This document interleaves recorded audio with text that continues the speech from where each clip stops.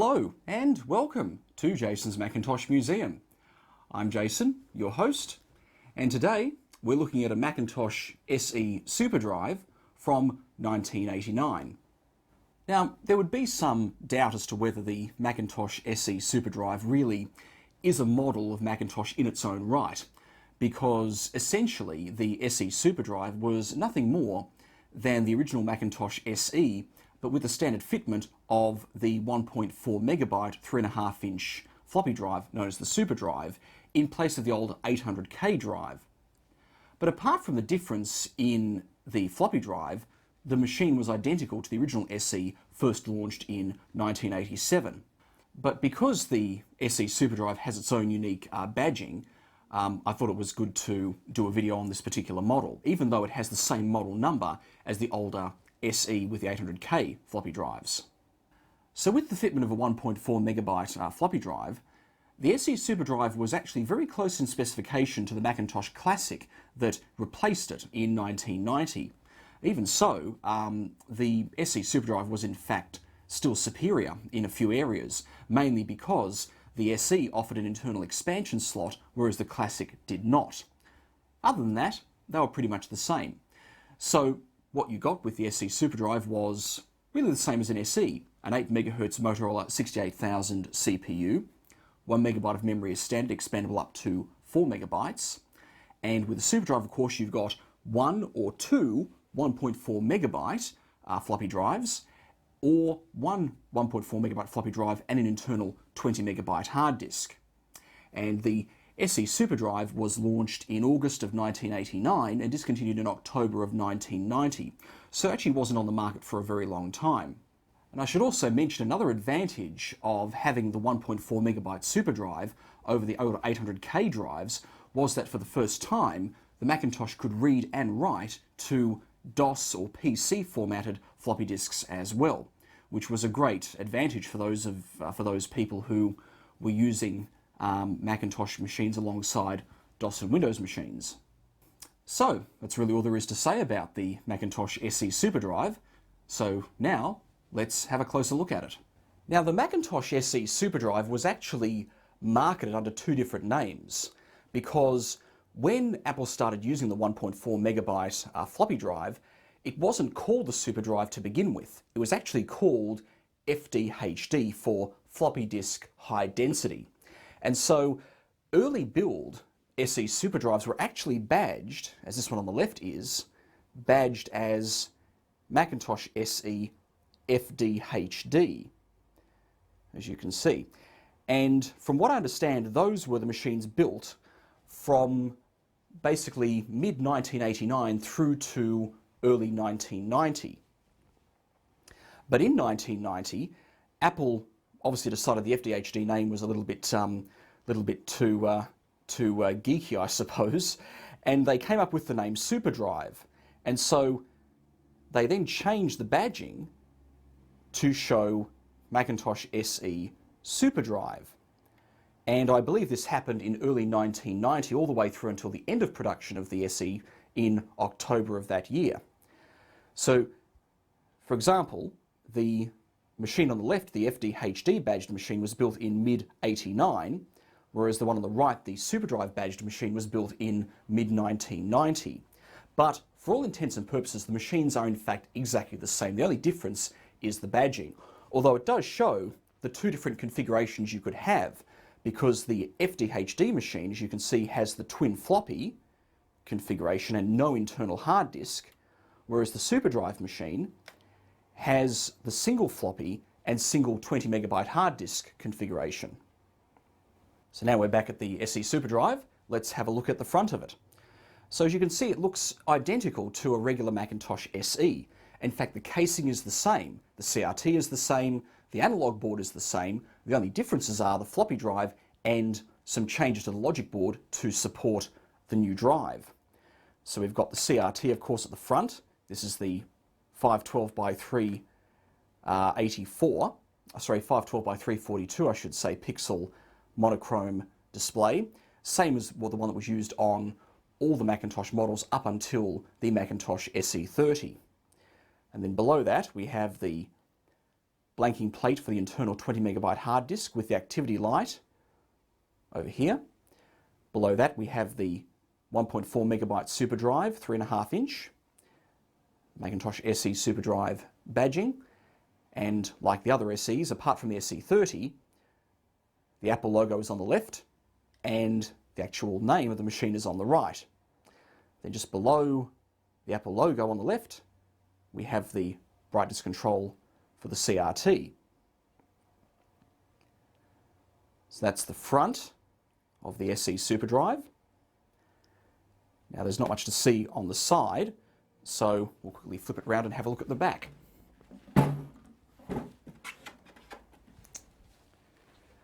Here is the rear view of the Macintosh SE SuperDrive, and starting from the top, we have the carrying handle, as all compact Macs do, and 2 of the 4 case screws you have to undo in order to take the rear panel off. And over here we have the vent for the built-in cooling fan. Then here we have the information label. So Macintosh SE, model M5011, and this one, unlike earlier SEs, is assembled in Singapore, as opposed to the United States. Copyright 1988 Apple computer. So down below that we have a lock for the security cable lock there, power inlet, socket and power switch. And this one has an auto setting multi-voltage power supply. Across from that we have, oh, focus. Across from that we have the blanking plate for the expansion slot if a card was fitted. And here we have the serial number and production information label. So the E0 indicates that this was made in Apple's Singapore plant, and it was assembled in the, let's see, the 26th week of 1990.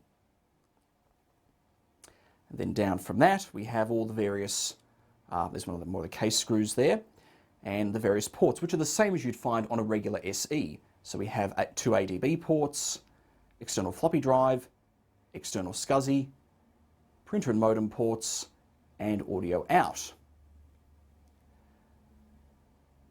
So that's a look at the outside of the Macintosh SE SuperDrive. So what we'll do now is we'll take it apart. Now, taking a Macintosh SE SuperDrive apart is exactly the same procedure as you would follow to take any compact Macintosh of this era apart. So the first step is to take off the back panel. Now to do that, there's 4 screws to remove, so we'll just tip the SE on its front. So there are 4 screws to remove, 1 here, and 2 which are hidden down under the carrying handle at the front. Now to get at these 2, you need a long Torx screwdriver. So I've actually adapted a little tool. I've got a Torx screwdriver. I've taken the handle off it so I can clip it into an extender like this, and that allows me to get at those 2 Torx bits right down in here. If you're not sure exactly where they are, if I just tip this up, you'll be able to see them. If you tip the machine upside down, if you look carefully, you'll see them down in there and over in there. In fact, I might try and get a better shot of that if I can zoom in a bit. Now, let's see if I can get a better shot. It's a bit hard with the lighting, but hopefully you'll be able to see them. There's one, and if you look, there's the other. So to take them out, zoom out.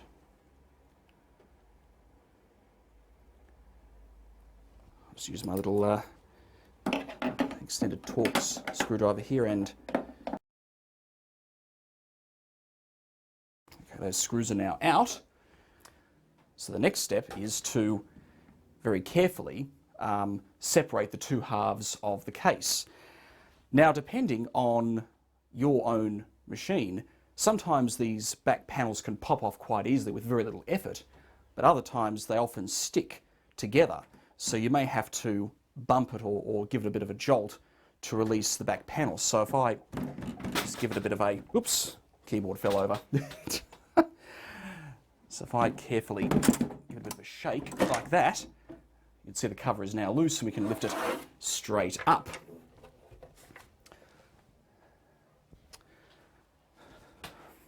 So now, see the inside of the Macintosh SE SuperDrive. So the various components that we've got, of course, we have the CRT over here, we've got the analog board over here, the cooling fan up here, the power supply unit here, and then hard disk here, floppy drive underneath that here, and the logic board back here. So the next step is to take out the logic board. Now to do that, we have some connectors that we have to unplug. So first of all, we have to unplug the hard disk SCSI connector, and this one's got quite a long SCSI cable, so we'll just unfurl that carefully. You have to be very careful not to knock or jolt the back end of the CRT, because you can actually break the CRT itself, and that would be a bad thing. So we've got the SCSI cable back here. If I just carefully pull on that, that'll separate it from the logic board. There we go. So that's one end of the cable loose. We'll also unplug this end from the hard disk. So carefully just pull on that to release it. That's the SCSI cable that's now out.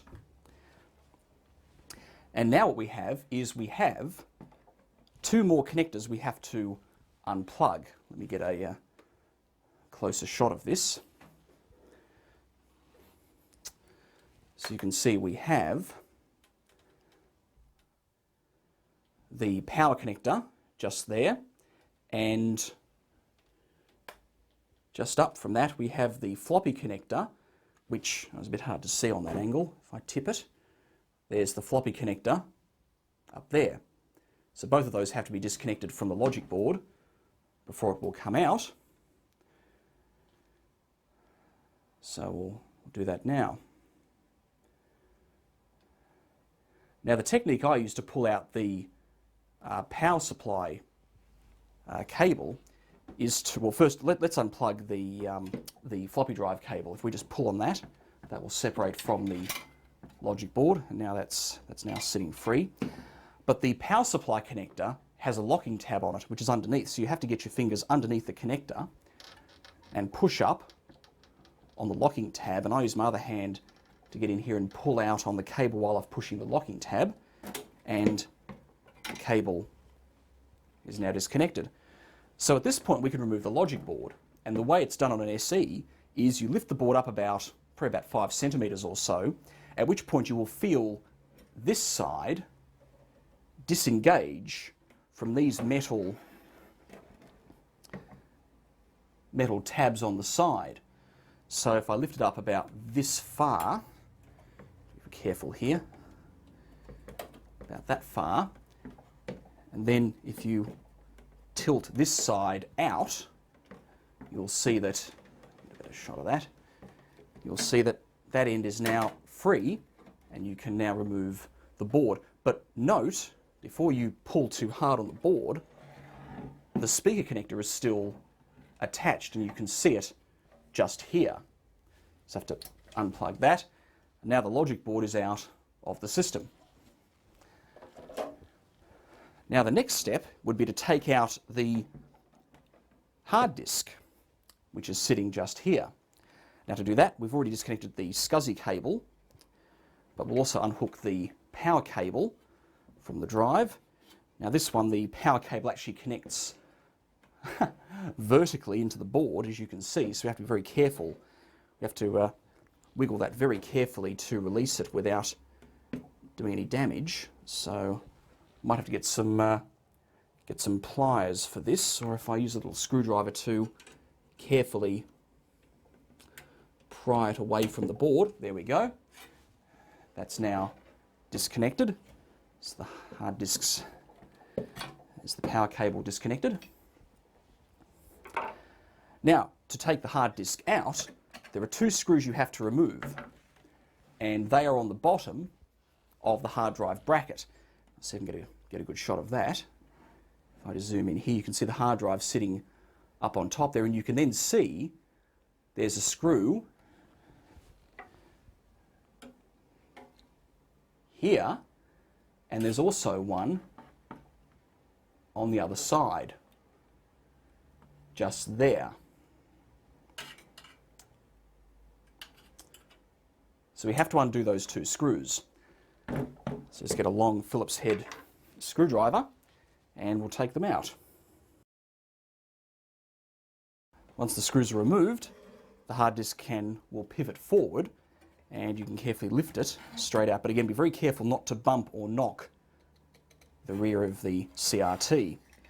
So that's the hard disk now out of the system.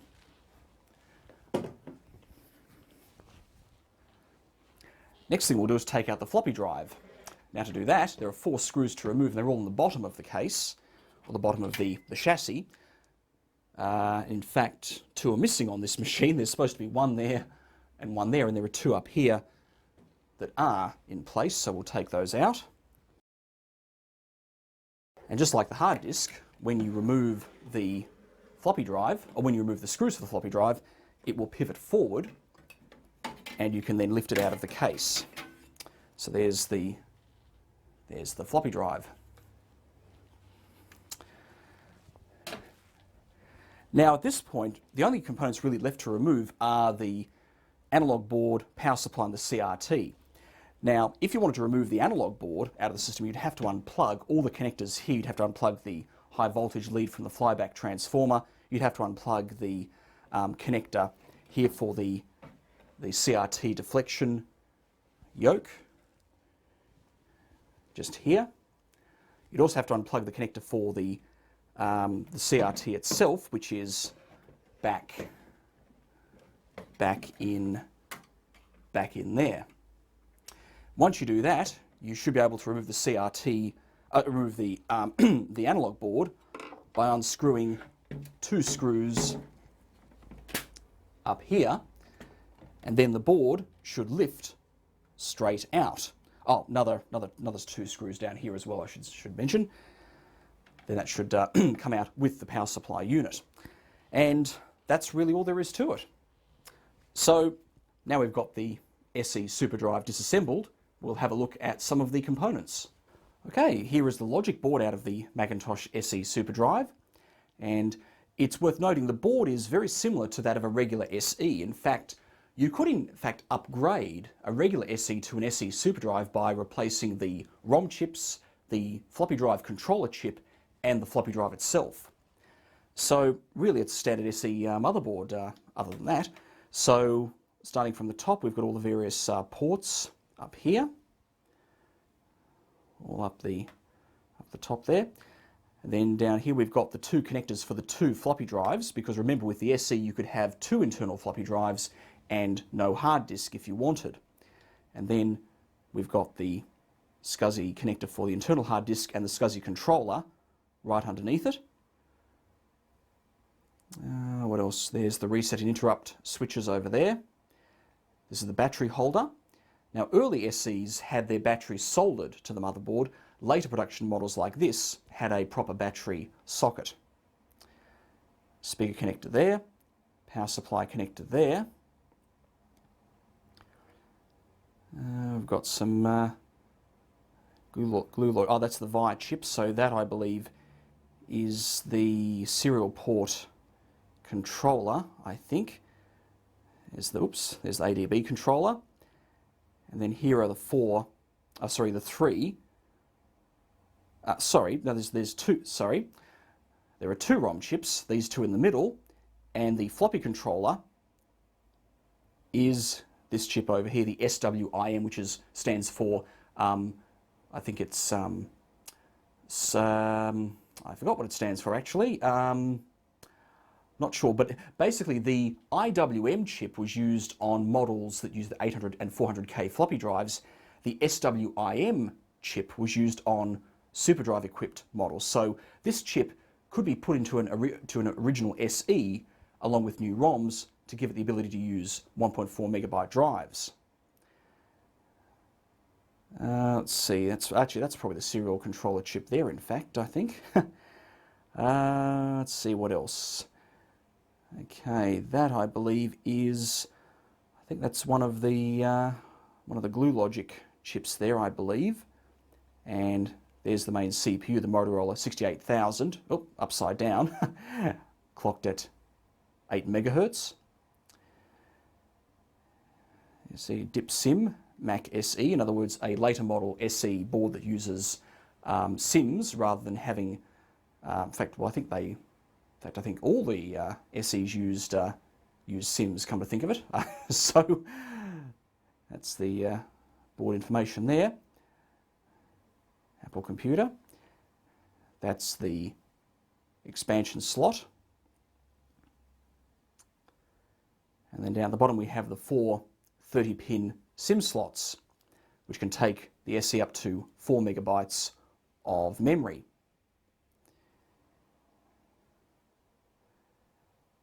Alright, so that's a look at the logic board out of the Macintosh SE SuperDrive.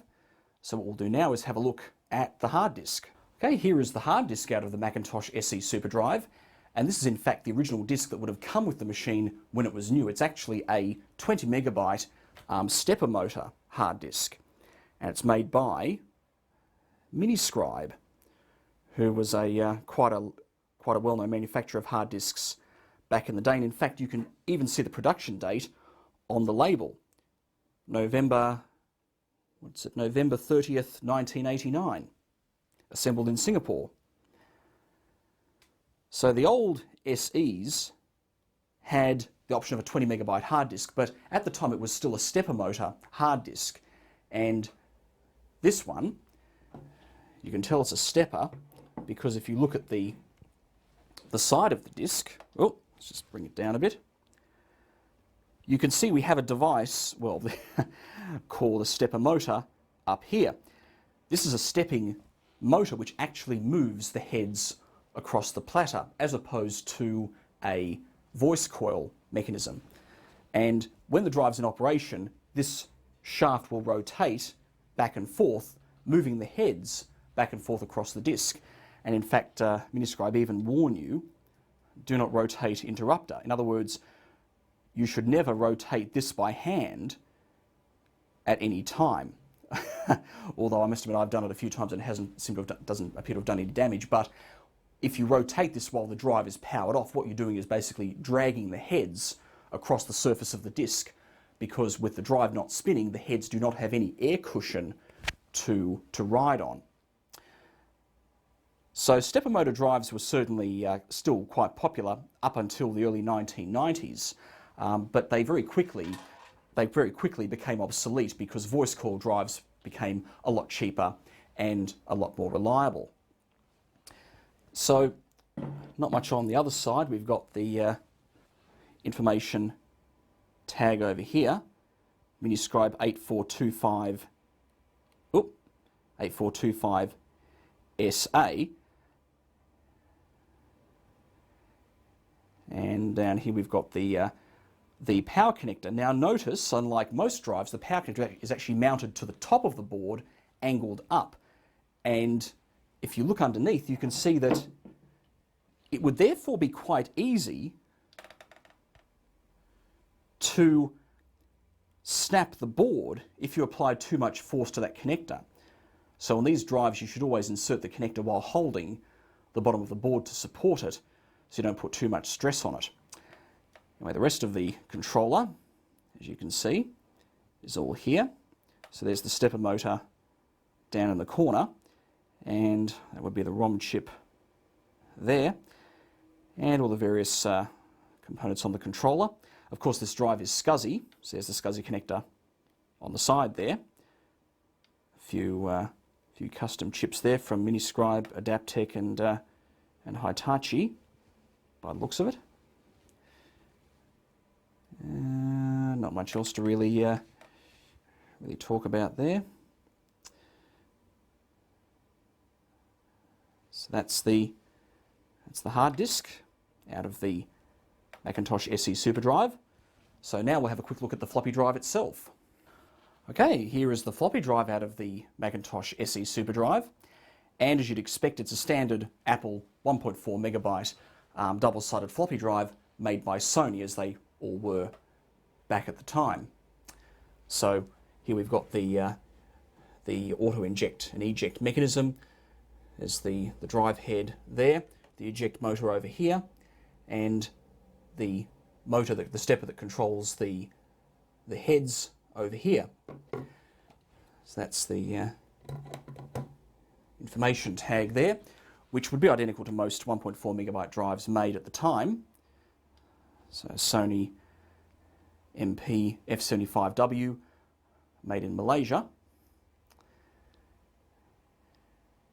But not much else to really say. It's your standard 1.4 megabyte SuperDrive.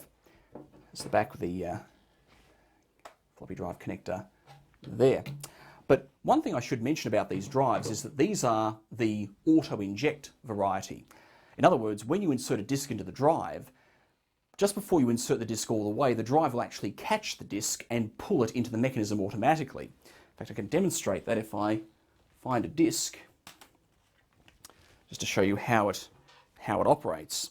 So what I'll do is, if I insert a disk like this, if I push on the disk, if I push on the disk like so, you see that it actually loaded the disk before I'd inserted it all the way. And it's important to remember this, because if you ever have to replace a floppy drive in an old Mac like an SE or an SE SuperDrive, you can't use the newer manual inject disks. Manual inject drives, I should say, because what Apple did is during the early 1990s, they changed to another type of drive called a manual inject drive, which was a lot cheaper to build. But what that drive had was, well, what it didn't have, I should say, is it didn't have the automatic loading facility that this one does. So you would have to insert the disk all the way into the slot completely before the disk would actually load. In that sense, it worked just like the older PC floppy drives. But the problem that you have is, even though you can physically use a manual inject drive in an auto inject system, you're going to have an issue loading the disk, because the front panel slot for the drive won't allow you to insert the disk far enough for it to load unless you use a pen or some kind of small screwdriver to push the disk all the way in. So it's very important that you keep that in mind. So that about wraps it up for the Macintosh SE SuperDrive. So in the next video, we're going to, once the SE SuperDrive is reassembled, we're going to start it up and show a couple of old Macintosh games. So I hope you enjoyed the video. Thank you for watching, and stay tuned for part 2.